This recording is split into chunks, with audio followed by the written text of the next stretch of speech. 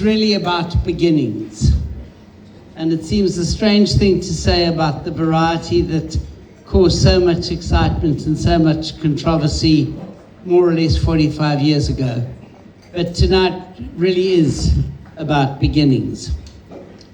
We forget how recent the interest in Chardonnay actually is. In 1960 or thereabouts, outside France, I'd be surprised if there were more than 1,000 hectares planted throughout the wine-producing world. I know that in California, where they actually did a count, it was less than 75 hectares. We know there was none in South Africa, a very small amount in Australia.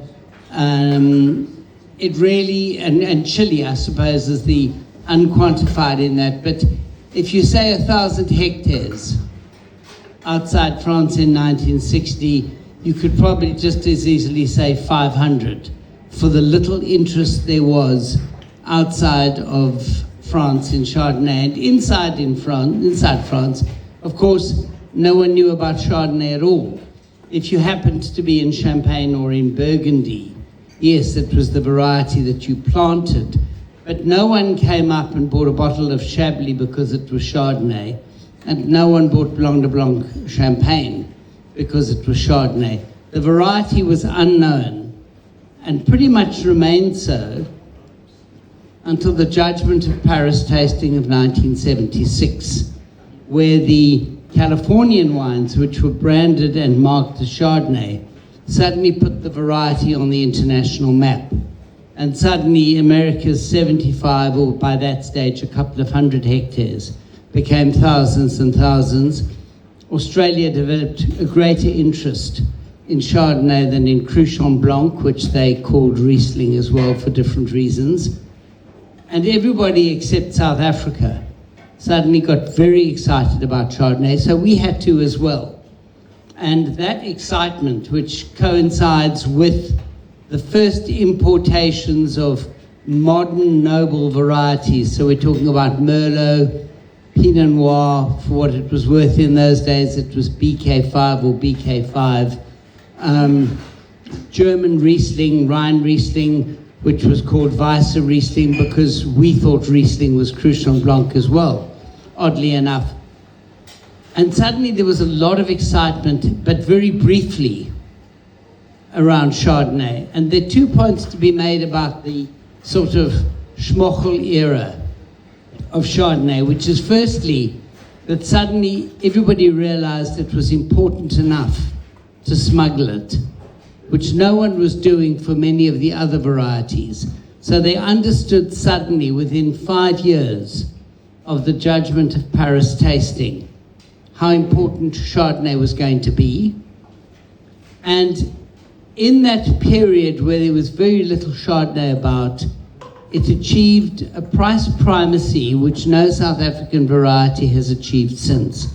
So in the early 1980s, you'd pay over 25 Rand a bottle for Hamilton Russell Vineyards Chardonnay and 14 Rand a bottle for Mouton Rothschild. You really have to factor the idea of what rarity did. And only after the Chardonnay scandal, only after everybody suddenly brought in plane loads of planting material legally and illegally, did the bottom fall out of the Chardonnay market. No one brought in plane loads of Pinot Noir.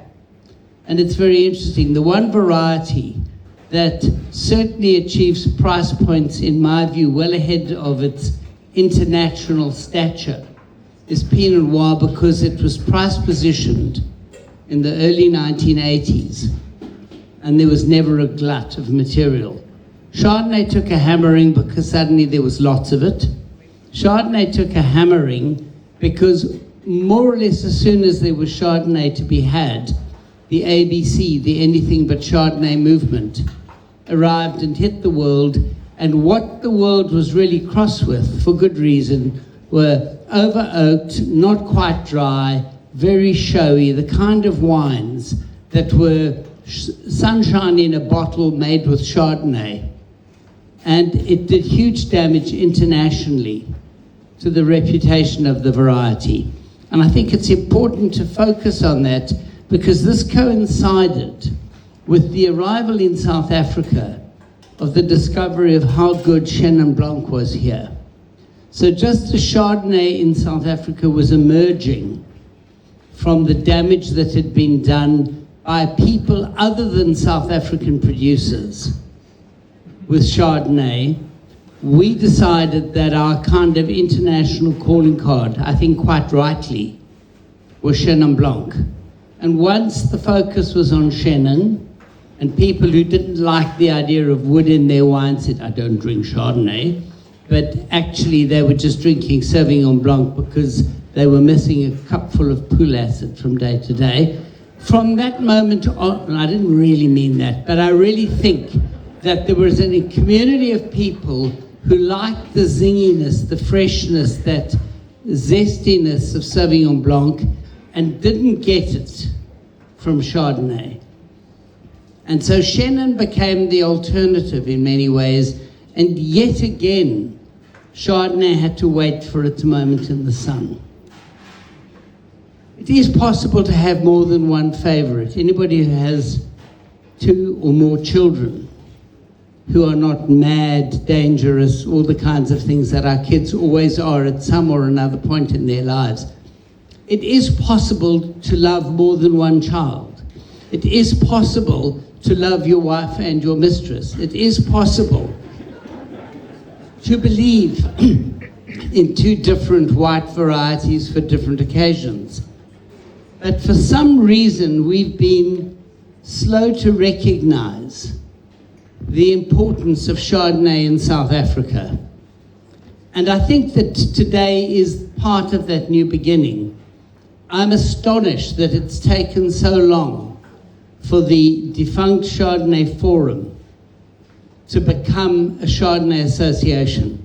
It is, in absolute terms, an extraordinary variety that we can enjoy domestically and competes perfectly well with pretty much anything made anywhere in the world. When Lisa Perotti-Brown was here earlier this year judging a trophy wine show, she said for her that in the 10 years since she'd previously judged at the show, she was blown away by the absolute, not by the relative quality of our Chardonnays, that they are wines that can compete very comfortably in any environment in which Chardonnay is on the table. We offer an extraordinary range of styles, and we forget, because we live in the midst of this beauty, that within a 50-kilometer radius of anywhere in vaguely the Cape Town area, you go from Hemelanade to Elgin to Stellenbosch, you even get, Franschhoek, Paarl, everywhere. There is a Chardonnay, it's an expression. I've not forgotten Robertson. I want to come to that by way of saying that there is the one place where the French would not turn up their noses because there is limestone in the soil. But all the other places I mentioned, in fact, don't comply with that first rule of lime-rich soils. And yet, we are able to produce such a diversity, such precision, such breadth and depth of style, and we are able to do this in the midst of climate change. That if you taste a huge number of European Chardonnays today, where the snow melt from the Alps is such that there is no longer that air conditioning effect through midsummer, that many of the great Burgundy Chardonnays are just losing that precision and that edge. We, surrounded by oceans and for many years conscious of the impact of climate change and the importance of retaining freshness, have managed to produce wines that are absolutely competitive in every sense and range from the plush and opulent to the austere without being lean, green, and mean. So it really is as if we suddenly discovered that we've had in our midst something which is a vinous treasure, and it is our Chardonnay. And I have to stress, I'm not being paid to say all these things about it. It's simply a self-evident truth that we've come to accept as living in the house without realizing just how extraordinary it is. You know, there was a time, most people in this room fortunately are too young to remember, when people would say, you remembered exactly where you were when the news of John Kennedy's assassination came to you. Those who are younger would probably remember 9/11 as an example, but these are disasters. Everyone in this room can tell us, I'm sure, where they were when we won Rugby World Cup in 2019 or 2023. We have those moments where you realize that something very important has happened at the moment that it is happening.